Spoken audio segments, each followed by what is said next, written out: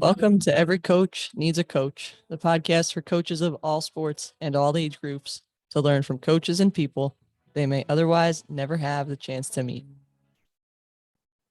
I'll tell you a story. A father said to his daughter, "You've graduated with honors. Here's a Jeep I bought many years ago. It's pretty old now, but before I give it to you, I want you to take it down to the used car lot and tell them that I want to sell it, just to see how much they'll offer you for it." So the daughter went to the used car lot and returned to her father, and said to him, "They offered me $1,000 because they said it looks like it's pretty worn out." The father said, "Okay, now take it to the pawn shop."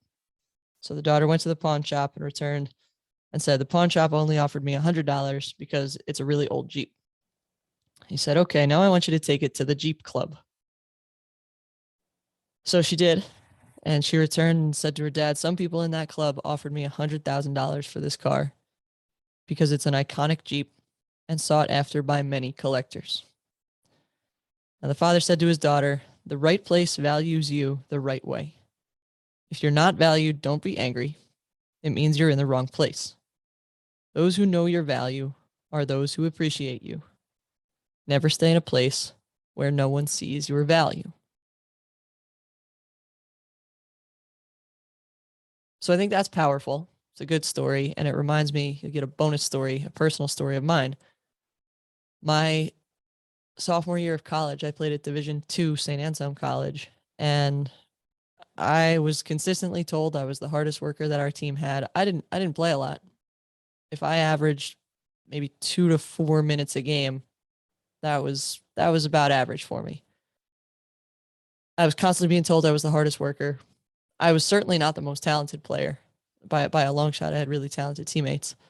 So I wanted to know if anything was going to change. Now, my first year as a freshman was our head coach's first year too. She didn't recruit any of us. The class below us was her first recruiting class. So I met with her on a weekday in May, and we sat and talked for like at least 2.5 hours, probably closer to 4. And what I took away from that meeting was she told me, and I wasn't on scholarship, I was on academic scholarships. My big takeaway was, "Kel, it would be a travesty if you left this team and this school. There's nothing we can do to make you stay." And I was very appreciative of the coaching staff's honesty with me. It would be a travesty if you left. There's nothing we can do to make you stay. Which was fine. So then I ended up transferring to Catholic, and it ended up being a really good thing and a great situation. That came from knowing my value. I knew that there was somewhere that would see me as $100,000 Jeep and not $100 commodity. So I had to leave. I had to, and there was other reasons to leave the school, but basketball played a big part in it. So that's my challenge for you: is kind of look at it professionally.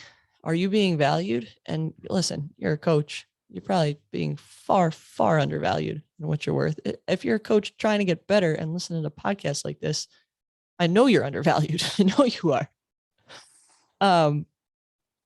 But value comes in different ways, right? Do you feel appreciated? Do you feel supported? And if you don't, bring that up to whoever your supervisors are. And if nothing changes, then it might be time to leave. But I want my kids in my program and in our program to feel valued and feel appreciated, because some of them appear to be brand new shiny Jeeps, but they're not as sought after as the experienced or the older version of a Jeep. So I want all of my players and all of our players to feel like they're in the right place, where they are valued at that $100,000 Jeep. I appreciate you. Thank you for spending some time with me today. Keep getting better every day.